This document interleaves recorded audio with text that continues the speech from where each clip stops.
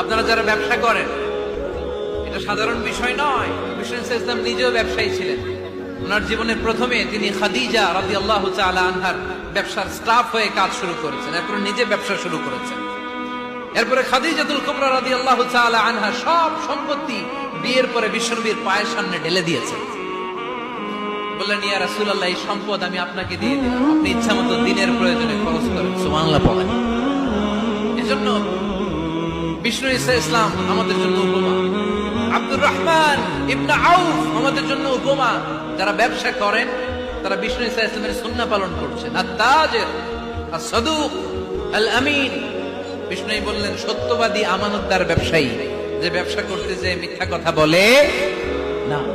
অনেক ব্যবসায়ীরা আছে পণ্য চালানোর জন্য মিথ্যা কথা বলে আর কসম কাটে, আছে না নাই?